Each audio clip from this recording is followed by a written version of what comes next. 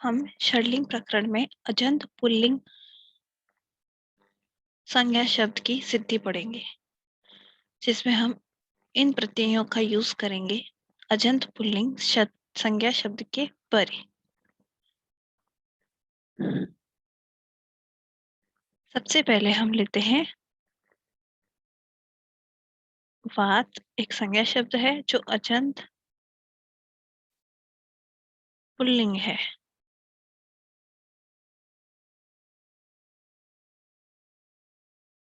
अभी इसके परे हम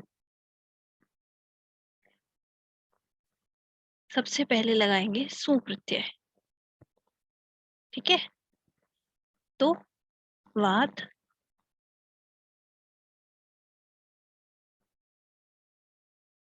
उपदेशीय अजन्मानिक्षित से स के अंदर के जो ऊ है, यानी इसके अगर टुकड़े करें तो स और ऊ होता है। इस ऊ का रूप होने के बाद पीछे बचता है वात और स।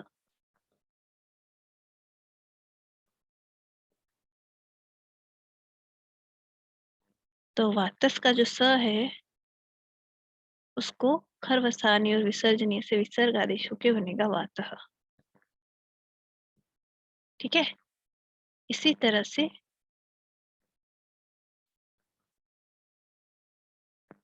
दूसरा है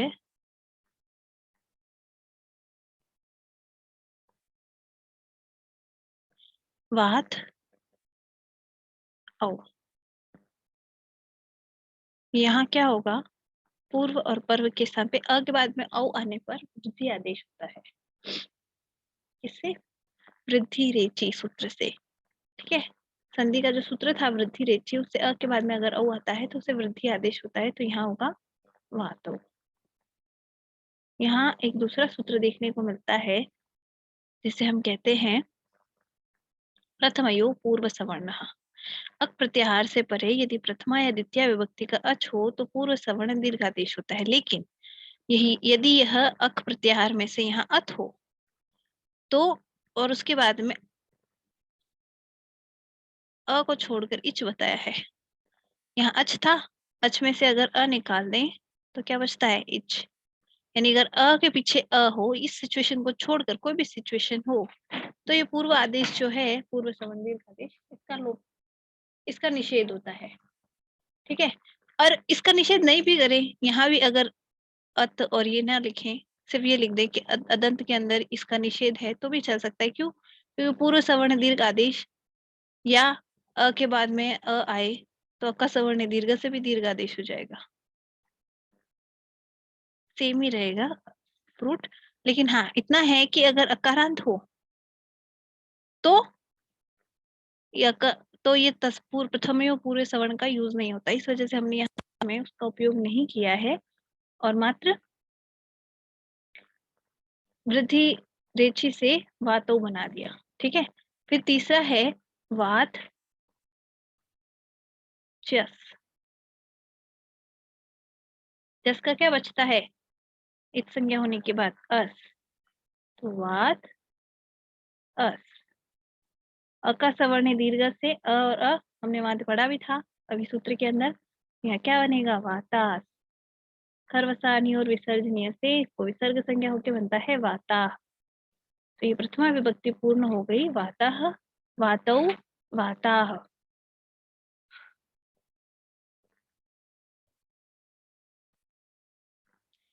उसके बाद हम आते हैं द्वितीय विभक्ति एक वचन पे।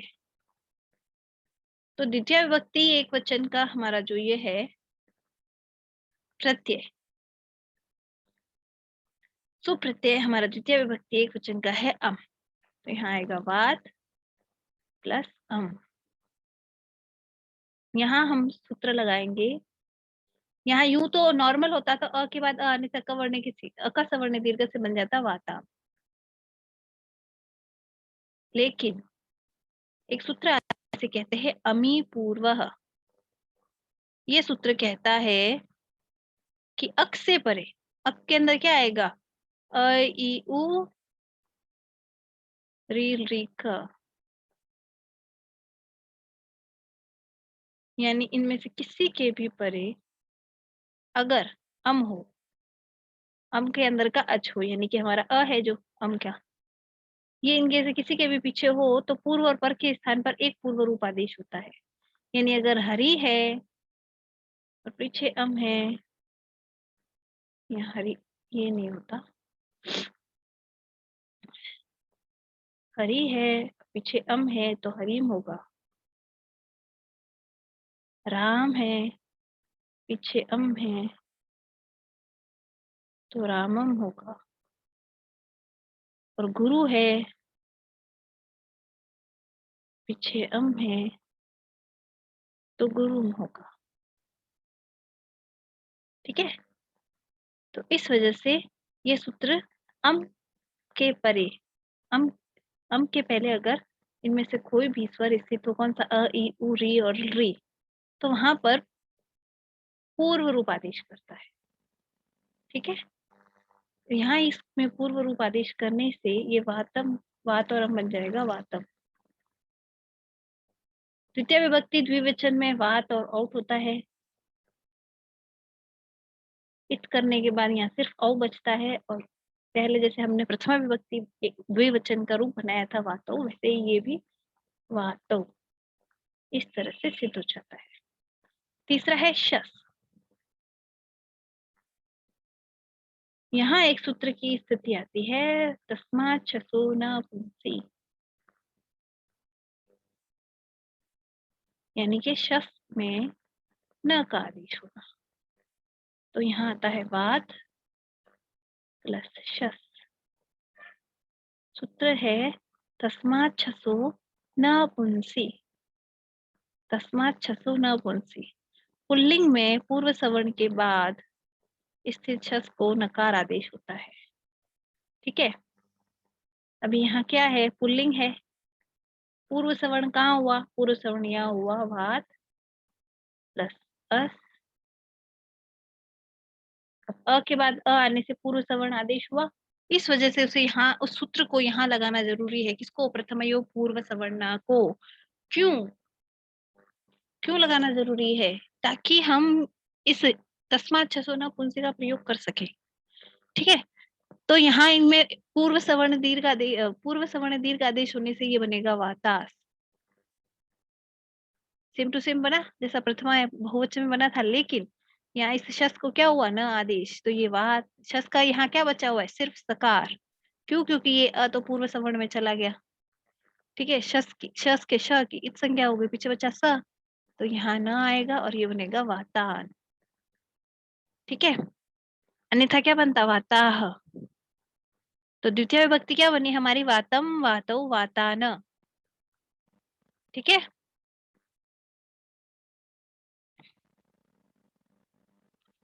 इसके बाद हम आते हैं तृतीया विभक्ति पे।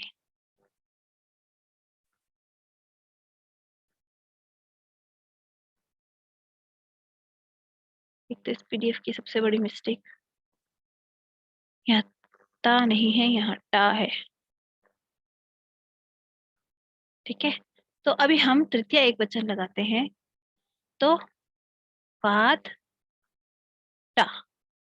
अब एक सूत्र आता है जिसे कहते हैं टांग सी ngसा मिना स्या। ये सूत्र कहता है कि टा, ngसी और ngस, टा, ngसी और ngस, इनके स्थान पर क्या हो जाएगा, इन, आत और स्य। ठीक है, कहाँ पर, जब अदंत पुल्लिंग हो, अदंत पुल्लिंग यानी जहाँ पे अ अंत में आता हो। तो बात ऐसा ही शब्द है, हम अकारांत पुल्लिंग शब्द ही कर रहे हैं, तो ये यहाँ लागू होगा, उस अकॉर्डिंग यहाँ हो जाएगा वात इन, गुण होके वातेन। यहाँ एक सूत्र और लगता है जिसका वात शब्द में कोई प्रयोग नहीं है।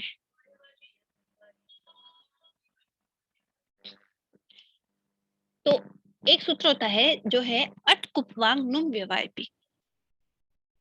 एक सूत्र होता है जिसका नाम है अट कुपवांग नुम व्यवायपी। उसका प्रयोग वात में नहीं है। अगर यही हम राम शब्द बनाते तो राम के टा को इन होने के बाद बनता रामीन, और अट कुप्पांग न्यूम वाई से ये हो जाता रामेण। कैसे होता, इस बात पे हम देखते हैं क्या होता।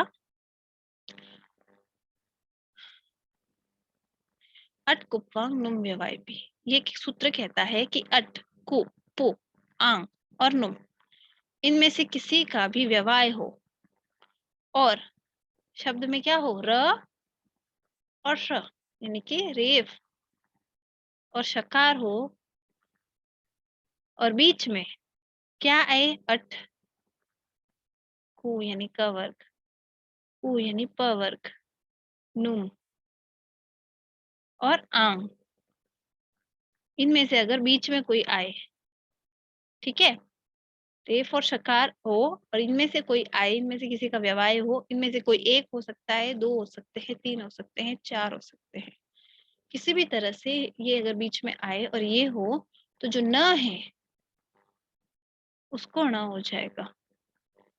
ठीक है। हाँ, एक और सूत्र है जो इसका निषेध करता है, वो कहता है पदांत नकार को नकार नहीं होता है। तो जो हमने रामान, वातान ये बनाए हैं, इन जो न है इनको नकार नहीं होता है। ठीक है।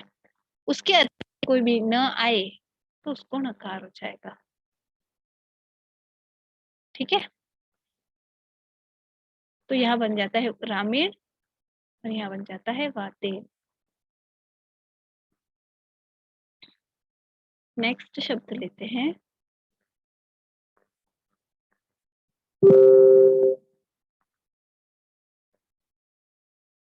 भ्याम। तो वात भ्याम। ठीक है। अभी इसको क्या होगा, इसको ये होगा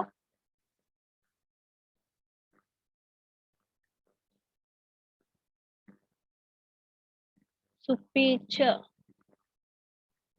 सुपीच क्या कहता है कि म्यादी सुप होने पर अदंत अंग को दीर्घ आदेश होता है। ठीक है। अदंत का कोई अंग हो उसको दीर्घ आदेश होगा, यदि जो एंडिंग का अक्षर होगा वो दीर्घ हो जाएगा। कब, जब मयादि सुप रहे हो। अब मयादि सुप कैसे, तो हम अगर माहेश्वर सूत्र देखें तो ह य व र ट, तो यहाँ क्या आता है, व र ट लण झ भ य।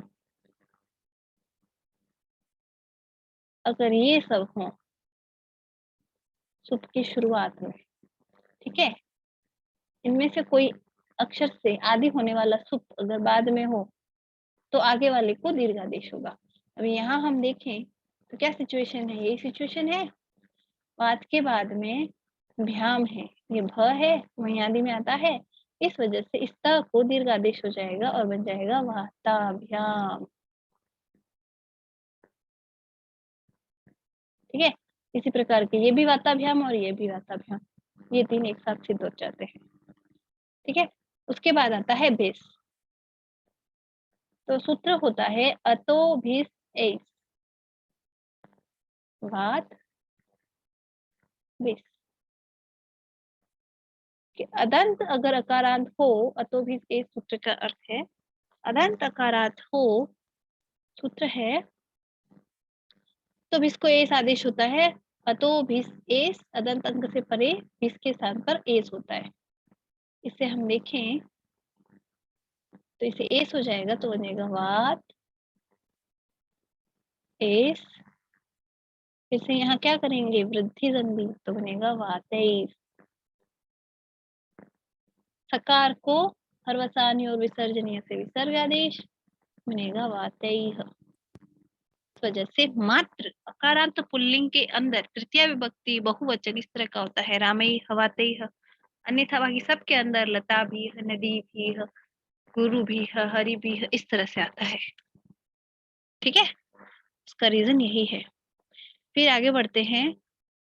परिवर्तन अगर पता हो ना, तो अगर कोई एक शब्द रूप भी याद है तो हमें पता अब चल जाएगा दूसरे में वहां क्या बनेगा। इस वजह से परिवर्तन याद रखना जरूरी है। फिर है ङे, वात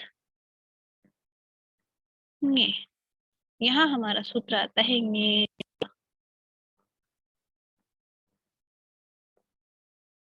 अदंत अंग से परे ङे को यह आदेश होता है।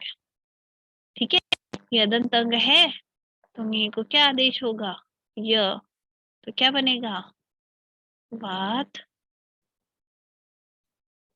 य। अभी यहाँ हम लगा सकते हैं कौन सा सूत्र जो भी हमने लगाया था,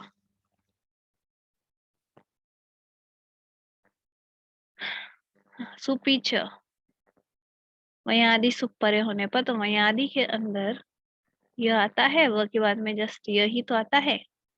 तो इस वैयादि सुप के परे लगने की वजह से इसको दीर्घ आदेश हो जाएगा, तो ये बनेगा वाताय। राम से बनता है रामाय। ठीक है, अगर यह हो तो दीर्घ है, और ये यह किस में आता है, वह प्रत्याहार में, इस वजह से। उसके बाद है ये भ्याम, फिर है भ्यस। भ्याम से तो हमें पता है क्या होगा, हमने देख लिया। अब भ्यस पे आते हैं, तो वात भ्यस। अब यहाँ सूत्र पढ़ा जाता है बहुवचने झल्लित। अगर बहुवचन प्रत्यय परे हो और झल से स्टार्ट होता हो तो इसे गुण आदेश होगा, ए होगा, एत आदेश होगा, गुण नहीं होता, आदेश होगा। गुण होता तो अ है ना, तो एत आदेश होगा। कैसे, जलादि बहुवचन सुप परे होने पर अजंत अंग के स्थान पर एकार आदेश होता है। यहाँ होता है झली एत, तो बन जाता है झलिएत। अगर सूत्र के टुकड़े करने आ जाए ना तो अर्थ यूं ही समझ आ जाता है। तो झली अगर परे हो तो एत हो जाएगा, यहाँ हम लें व्यस, तो इस अ को ए हो जाएगा, तो बन जाएगा वाते व्यस। सकार को विसर्ग आदेश करेंगे खरवसानी और विसर्जनीय से, तो ये बनेगा वातेभ्यः। इसी प्रकार से इस भ्यस का भी वातेभ्यः बनेगा। अभी हमारा बचता है ngसी। तो हमने एक सूत्र पढ़ा था टांग ngसी ngसामिनात्स्या, इसका प्रयोग हम यहाँ करेंगे। कैसे करेंगे, वात ngसी। ngसी को क्या आदेश था, आत, तो वात आत क्या बनेगा, अका सवड़े दीर्घ से वातात। ठीक है, फिर आगे बढ़ते हैं।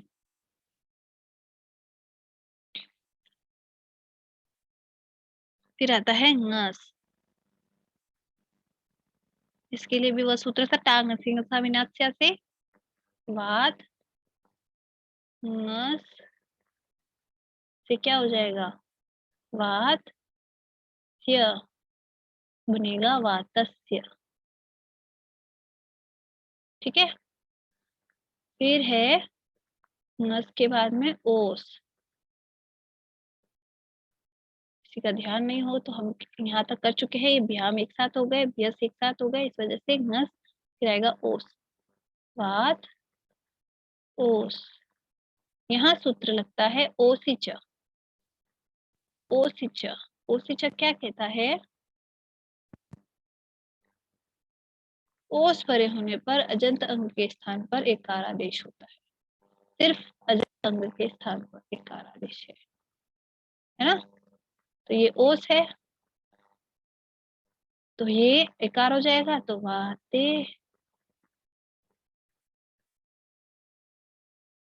ओस, ए और ओ। यहाँ क्या बनेगा, चोय वायावह, अयादि हो जाएगी ए चोय वायव से। तो ए को क्या होता है, एक को होता है अय, अय होता है, तो यहाँ हो जाएगा वात अय ओस,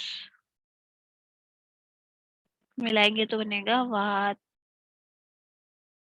तयोस। सकार को खरवसानी और विसर्जनीय से विसर्ग होकर वातयोः। वैसे के वैसे इसमें, यहाँ हम अगर देखें तो द्विवचन में हमें कुछ ज्यादा मेहनत नहीं करनी पड़ती। प्रथमा द्वितीय एक वचन, तृतीय चतुर्थी पंचमी एक एक समान, प्रथमा द्वितीय एक समान, तृतीय चतुर्थी पंचमी एक समान, और षष्ठी सप्तमी एक समान। और संबोधन तो वैसे भी प्रथमा का कॉपी करता है, लेकिन कहीं कहीं अंतर आता है, जैसे प्रथमा एक वचन में। वो कैसे आता है हम ये सप्तमी विभक्ति करने के बाद बताएंगे। पहले करते हैं आम, बात आम। अब यहाँ नुट का आगम होगा। कैसे होगा? सूत्र है रस्व नद्यापो नुट, यानी रस्वांत, नद्यंत और आबंत के परे आने वाले आम को नुट का आगम होगा। सब में नहीं होता है। रस्वांत होना चाहिए, यानी अ, ई, ऊ से खत्म होने वाला या री से खत्म होने वाला। ठीक है। नद्यंत यानी कि नदी संज्ञक जो है, ठीक है। और आबंत यानी जो आप है।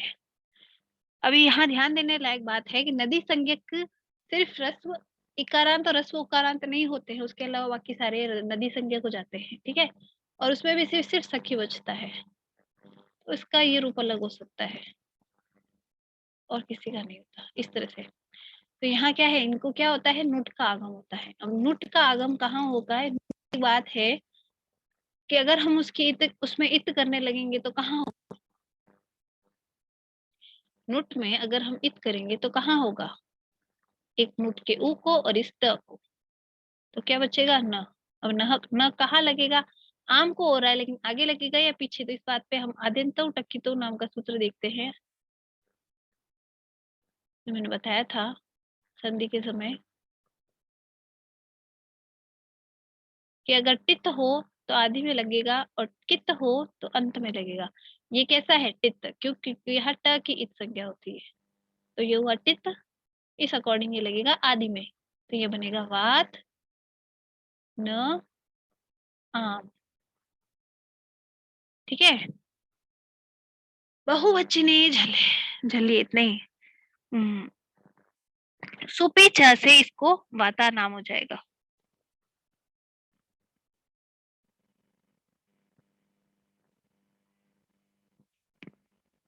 और यही अगर रामानाम होता तो जो हमने अटकुप्पाग्नुम व्यवाई पढ़ा था, व्यवाई भी पढ़ा था, उससे इसको रामानाम हो जाता।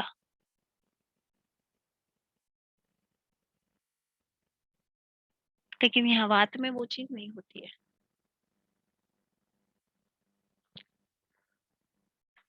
र और श का बड़ा महत्व है। जब रकार और रेफ मूर्धन्य श और रेफ आता है तो नकार को नकार होता है, अदरवाइज नहीं होता। वैसे कि वैसे सकार को भी शकार होता है एक जगह, वो देखेंगे बाद में। यहाँ वात को दीर्घ आदेश क्यों हुआ था, तो भाई हमने जो सुपीचा पढ़ा था, तो ये वयादि में आता है। क्या आता है? न होने की वजह से न वयादि में आता है। क्यों? मय प्रत्याहार के अंदर यमंगण नम भी आता है, इस वजह से। तो बन गया यहाँ वाता नाम। अब ये वात नी,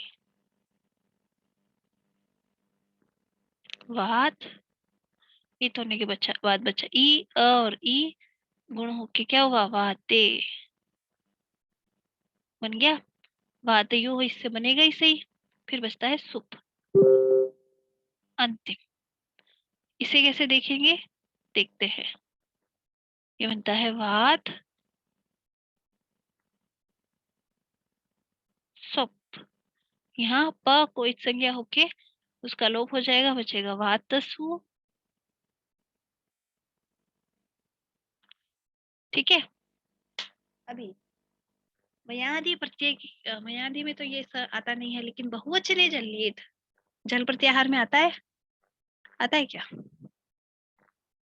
नहीं आता। लेकिन यहाँ पर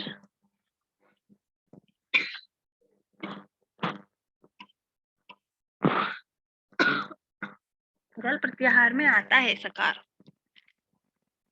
कैसे आता है?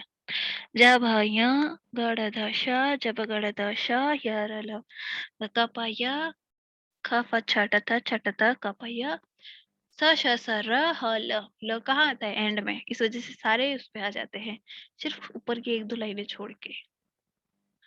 तो इस वजह से बहुवचनीय झल्लियित्व में स का भी योगदान होता है और ये स आने की वजह से इस वात के त को एकार आदेश होता है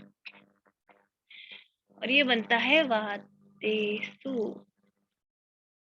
ठीक है, अब इस वातेसु को वातेषु हो जाता है। सूत्र लगता है आदेश प्रत्ययो और वहां क्या आना चाहिए, सिचुएशन क्या बोल रखी, सिचुएशन बोलती है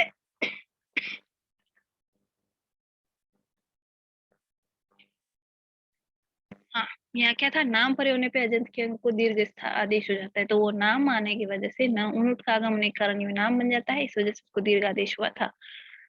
ठीक है, और आदेश प्रत्ययों में क्या होता है, अपदांत सकार,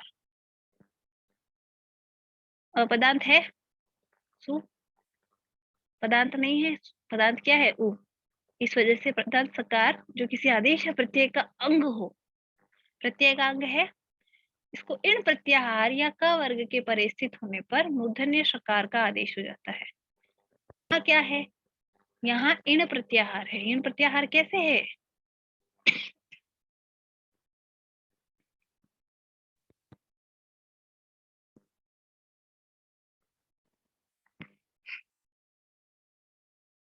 इन प्रत्याहार या क होने से होता है, तो ये बन जाता है वातेषु।